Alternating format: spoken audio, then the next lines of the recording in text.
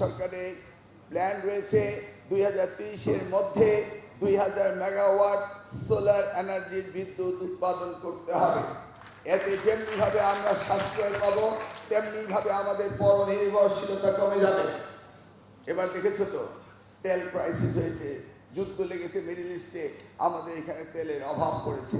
এইভাবে আমরা যেন পরনির্ভরশীল না থাকি, আমরা আত্মনির্ভরশীল জাতি হিসাবে যেন নিজেদেরকে প্রতিষ্ঠিত করতে পারি, সেই জন্য এইভাবে মাননীয় প্রধানমন্ত্রীর নির্দেশ সারা বাংলাদেশে by the end of 2030 solar এনার্জিতে ন্যূনতম পক্ষে 2000 মেগাওয়াট আমাদের উৎপাদন করতে হবে।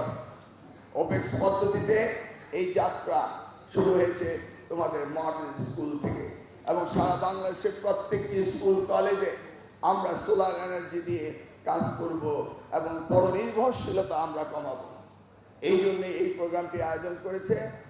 This company is the opening batsman in this sector, in the education sector. আমরা চাইব আরও অনেক কোম্পানি আসবে, তারাও সকলকে এই বিষয়ে সাহায্য করবে এবং নিজস্ব এন্টারপ্রেনারশিপ ডেভেলপ করবে, এবং সেই নির্দেশও মাননীয় প্রধানমন্ত্রী দিয়েছেন। সোলার এনার্জির প্যানেল হতে শুরু করে যে ইকুইপমেন্ট হবে, সেটাও বাংলাদেশের মাটিতেই তৈরি হতে হবে, সেই নির্দেশনা তিনি দিয়েছেন।